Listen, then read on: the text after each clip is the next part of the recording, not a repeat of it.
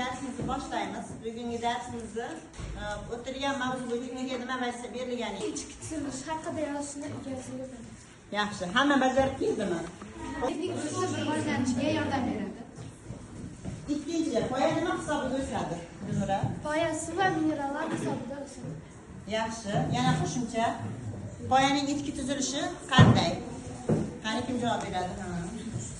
Birinchisida po'stloq, undan so'ng po'kak, undan so'ng po'st, undan so'ng kambik va yog'ochlik, o'zak. O'rtasida nima joylashgan? O'zak. O'zak. Yaxshi. To'xtab.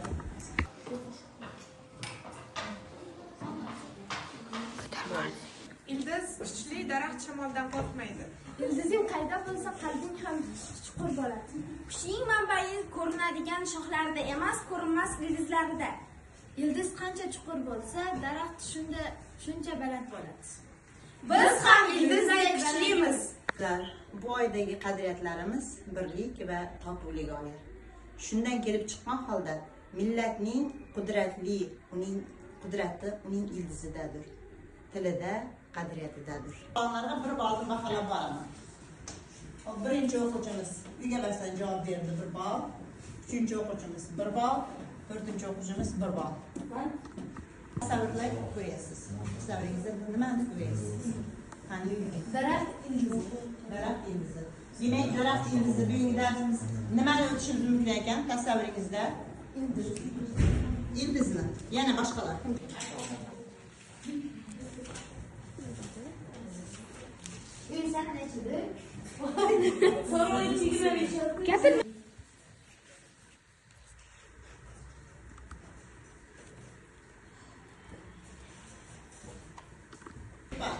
Bo'l oymog'i, birinchi to'p, ikkinchi to'p, o'suv oymog'i, uchinchi to'p, so'ri oymog'i.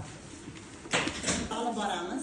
Laboratoriya ishimizni demak mikroskop orqali bizlar hozir ildiz qismlarini o'rganamiz. So'ruvchi, o'tkazuvchi. Hamma qatnash kerak. Har birimiz vazifasi sizga beriladi. Paxtamizni, oq qog'ozimizni olamiz. Hammamiz gruppa bo'yicha birinchi to'p, ikkinchi to'p, uchinchi to'p poster qo'rg'aymiz. Posterda ildizni qismlarini yozib, qaysi qismi qanaqa vazifa bajarishini topshiriqni bajaramiz. 88 yo'q, 88 emas, 80. Nima deydi? Oymog'i vazifasi hujayralarni paydo bo'lishi, yangi hujayralar paydo bo'lishi. Ikkinchi o'suv oymog'i hujayralarni o'sishi va rivojlanishiga yordam berar ekan. Uchinchi so'ri oymog'i suv va mineral moddalarni o'zlari singirib, yuqori poya qismiga yetkazib berar ekan. To'rtinchi o'tkazuv oymog'i ana shu singirib olgan zotlarni, mineral zotlarni tashib, demak yuqori qismga o'tkazish vazifasi. Pascal ishlamaydi hozir. Bu ishlaydi.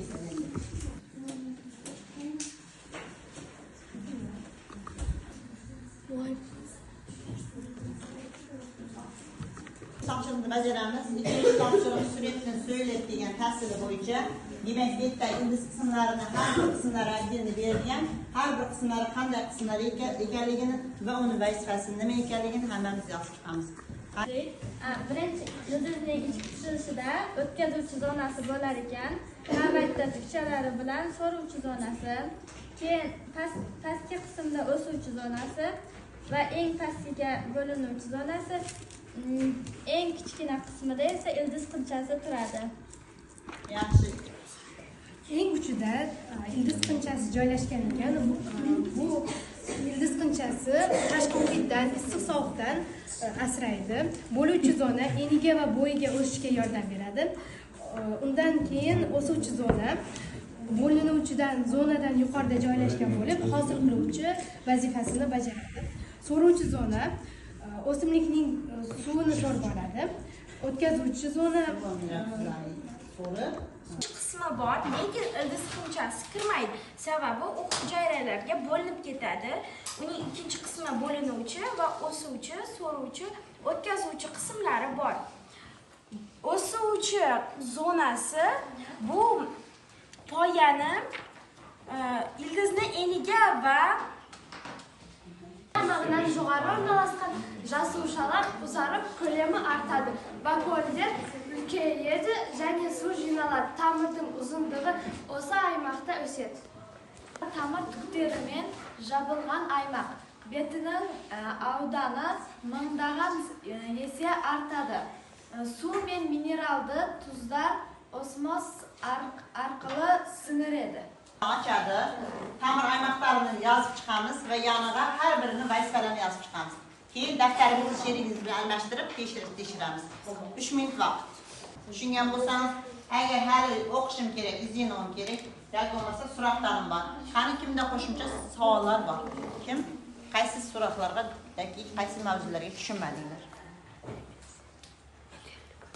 Har bir o'quvchini baholab bordim.